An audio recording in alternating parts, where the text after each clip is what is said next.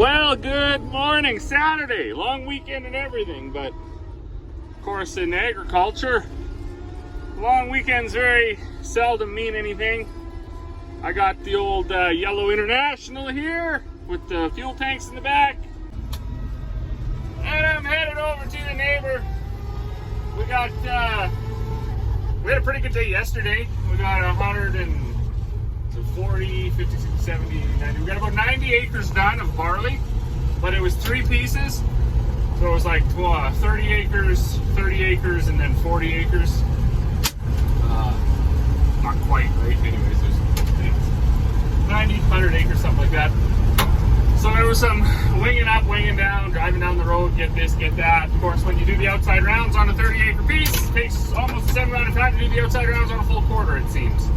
So you lose some efficiencies there, but we got done. I got seeded out. I'm gonna head over. I had to clean the drill out, and then I got to switch the rollers around because we're gonna switch to canola today, and hopefully, knock on wood, we can get done. Then I can bring the tractor home, and we can start some of our projects that we wanted to do at home. Build some pig pens. I'm not going to start servicing on that drill until we get basically through May, because it was like 0 degrees last night. I think it was 0 degrees the night before. So I mean, we got frost risk, and if we got to reseed, we got to reseed. So no point in taking the drill apart too much. I think it's crazy how quick this barley came up. So this is quite a few days behind the wheat across the road. Of course, the wheat across the road looks really good. It's up.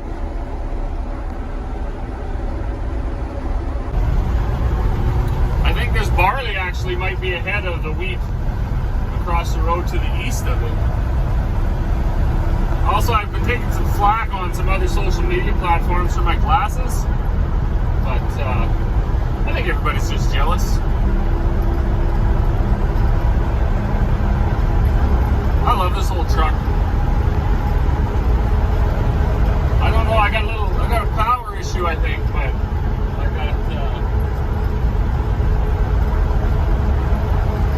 I also got the brakes locked on. That could be part of the power issue, that the brakes are stuck on there. It's not helping. It's erupting the flames one day. Well, made it over to the neighbors. Things are running, and I just finished. So I talked about it over the seeding season, but I don't think I showed anybody. So these Seedmaster tools come with this fancy adjustment thing. So you put it in the hole that you want. This one is set to 3/4 of an inch, which is their preset inverted notch that you see there. Each one of those notches is 1/4 of an inch. Now, there's a tremendous amount of ideas around seeding canola, blah, blah, blah. Now, we have received some recent rains here. In fact, we got about 1/10 last night, but I'm still gonna seed it to that 3/4 of an inch. So you put this tool on the back here, loosen this bolt or nut, whichever is in there, and then adjust it and tighten it. Well, good afternoon. It's actually basically just noon. What an unpleasant day, really. We got, it's wet and cold and windy, as you can see here from this puddle. Maybe you can't. We're still getting spits, sprinkles, if you will, all day long. So I don't know. I was just up checking all my bins. So we upgraded our bin sense thing that we had to, so we had the handheld monitor with the LCD display, and those things apparently were no good. That happens a lot to us on this farm. By the time we can usually see our way clear to get something, to invest in some new products or new technology or new equipment, we're right at the tail end of people realizing that that particular thing or whatever was no good. So in this case, these monitors, they all have cables down in the middle of the bins. These are just temp, they don't do moisture. And then external cord running down the side so you can plug that monitor in, and then the monitor would pop up, read out the temperature. It would show you a history, it would show you a chart. It was actually pretty cool. However, those things had absolutely no longevity to them. They failed right away. They didn't have enough data space or hard drive space or whatever you call that. And even the screens themselves, the LCD screens, I mean, they couldn't take the cold, right? So up here in northern Alberta, it's not uncommon to see a guy checking his bins at minus 35 outside. When you pull a monitor off the dash of your truck and you step out to plug it into a bin, and from the time you take it from your truck to the bin, it freezes up and shuts down, that's not very good. So we were running into that, and then we have 30 bins with cables, I believe. I think. So that almost in itself seemed to be too many cables for the monitor. Now, I don't know if I was just doing something wrong. And, you know, there's guys still using that monitor that have way more bins than that. I don't know, but I know it wasn't working for me. So I was looking actually to replace the monitor. And then when I went on their website, they said, oh, no, we don't even, due to the fact that they're junk, basically, we don't even carry them anymore. And I thought, well, that's fun. So for another $1,000, you download the app. And hold on a sec. All right, I got that door shut. So anyways, for another $1,000, you download the app. You buy whatever you would call this little, like, wireless, I don't even know, assembled in Canada, wireless transmitter. I guess now you plug this into the cable, and there's no readout or anything on this. It just sends it right to your phone. Now you get exactly the same information that the handheld monitor gave you. It's just now it's colored and there's a picture of a grain bin, and kind of all of that stuff is like irrelevant to me. I don't really care. I just want to know the numbers, right? And I'm finding a bit of a struggle here lately with things like our GPS, things like our seed drill and stuff like that. And our seed drill is not new by any stretch. It's a 16 toolbar in a 2010 tank, so it's already outdated technology basically. But I'm finding for myself, at quite a young age, right? I'm only 35. I'm already getting fed up with the technology. I don't care about the extras. I just want it to read me out a number. That's all I want. I don't care that it shows a picture of the grain bin and it's green and red and yellow, and it tells me how many. I know how many bushels are in it. I fill them up every year, or hope to fill them up every year. I don't need the thing to tell me. So I see on social media, there's so many guys that are just flaunting the technology. Oh, look at this, we got, I can check it from the beach. Well, what good is checking your monitor from the beach or checking your bins? Like, you're not here to do anything about it anyway, so you may as well just leave the monitor with the person that you have farm sitting. Skip that phone call from the beach, like, hey, my canola's heating, can you go move it around or turn the fan on? These people think they can just turn the fan on once their bin's heating. That's not gonna work. At least it doesn't work on our farm. So anyways, I don't want all the eccentric extras. I don't need that stuff. I want the simple version of everything. I want the GPS to be able to go straight north and straight south, or 20 degrees or 75 degrees or 98 degrees, whatever angle I want to work. I don't care that it does this and it can do. I just want simple. I don't want to have to enter a new task and a new field and a new grower and a new farm and a new operator and I don't want to enter all that stuff. I just want to be able to pull in, push, go north, and have it go north. When it comes to my seed drill, I don't need to know every single level from full to a little bit less, a little bit less, a little bit less, a little bit less, and then have another alarm go on off at the end to tell me that it's getting low. I mean, I should just put a camera in there and then I can see it, and I don't need all that extra stuff. That stuff is it's starting to now for sure, and it will get worse to plague the industry with frustration and downtime, because you're having things actually shutting down components because of failed sensors that are irrelevant to the actual operation of the machine, but they're a safety feature, or they're a integrated feature, so they actually slow it down, or shut it down, sorry, completely. But I'm gonna sneak into the shop here. It's really too miserable to do anything. It's cold, it's windy, it's very, very wet. I still got the drill over at the neighbors. I phoned them this morning because all day yesterday when I was seeding, or for the hours I got to seed over there, it was raining here, and now he's only 3 miles down and 1 mile south, something like that. So he's not far away, but it was just crazy how different the weather was. So I seeded for quite a few more hours over there than I could have over here. But I think what I'm gonna do here now, while I'm waiting for this guy to come get his feed, I'm gonna clean up the tools here. So before Dad left on his holiday, not a holiday, he went to a funeral. That's not a holiday at all.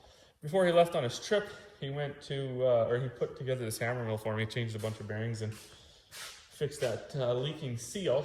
And then I just left it in here because I didn't have time to use it. And it was raining anyway, so I'll get the shop cleaned up a little bit. I gotta find all my filters. So I was having a hydraulic couple of years actually, certainly last year with that tractor. So yesterday when I fired it up at the neighbors after I filled the drill, for a very split second, it actually popped up on their corner post, something about hydraulic filter. So it's probably getting to the point where it needs to be changed. I was looking in the book and it doesn't even have, the required hours or the recommended hours on it, but I will change it anyways. So anyways, let's get some organizing done here.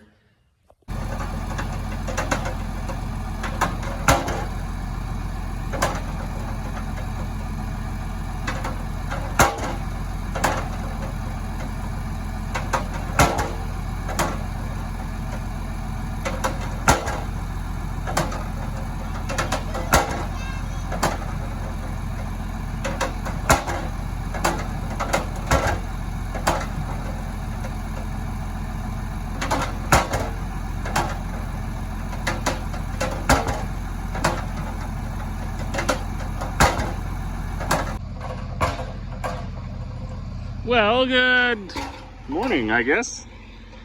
We're in the middle of pig pen construction.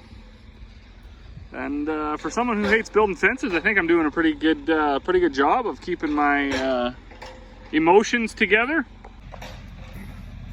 So I mentioned it to several people in the past here, how I think that building fences is probably the worst way to spend any amount of time for any reason.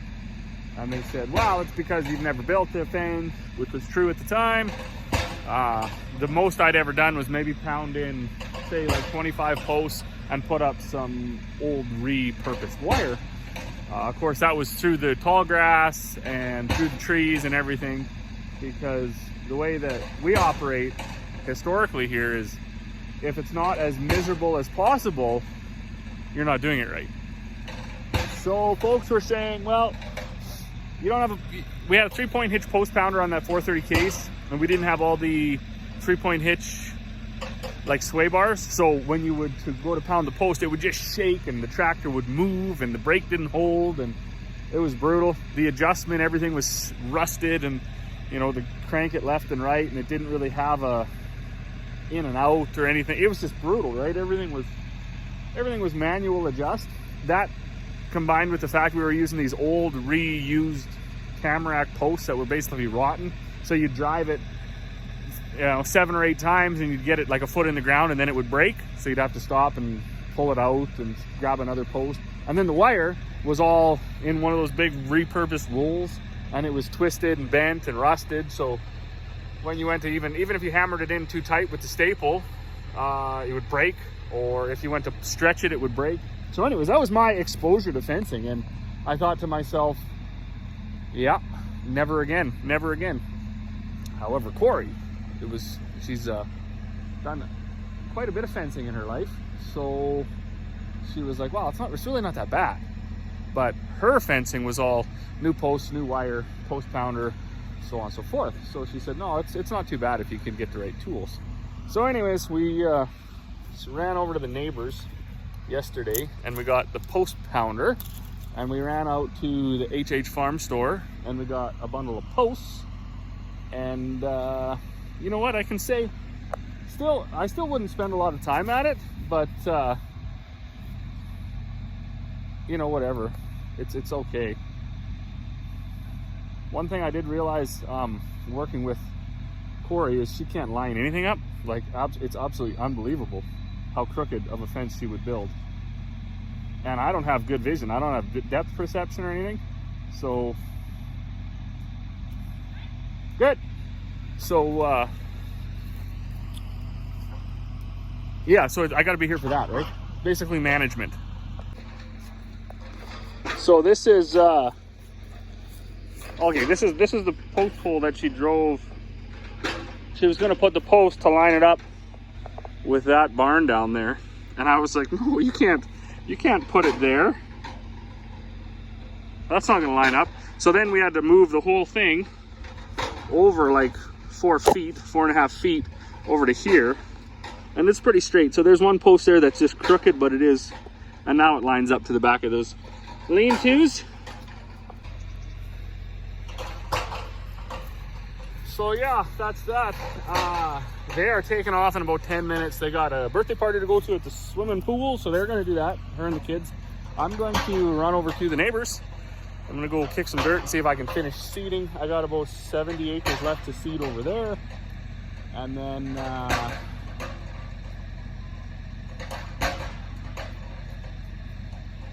I should be done seeding for the year. Yeah, anyways.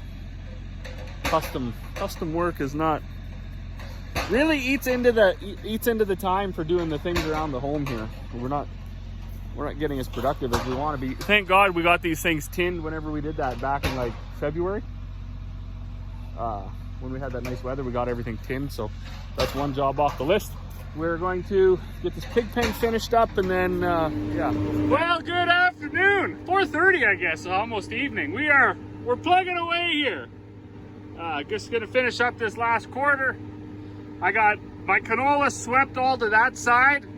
My blockage monitors have run out on the far left side of the drill. But if you look, I only got this much to do. I got about a 10-foot section here, 12-foot section. So, and like I said, there's 3 rollers on this side and only 2 on this side. So this side empties half again as much. But I only need those 2 towers working. So I'm hoping here that I got enough canola seed in there just to get me to the end of the field. So close. The low bin for the fertilizer just went off, although there's still a bit there. Of course, it goes so fast at 200 pounds. But I'm not worried about that. We should have enough fertilizer. We just, she's a nail biter on this canola. Unbelievable. What I did is I threw another a bag in that hopper back there.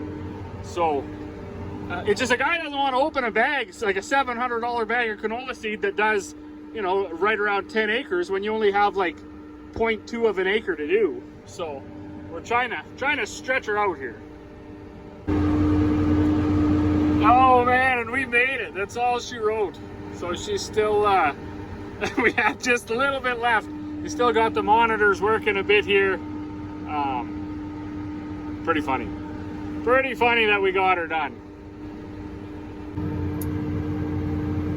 So now a little bit of work for the neighbor. That's it. That's 2024. So we've actually had more calls to do some more custom seating, but I don't have the time. So I'm not going to spend any more time in the seed drill. I got bags to make. I got work in the yard to do.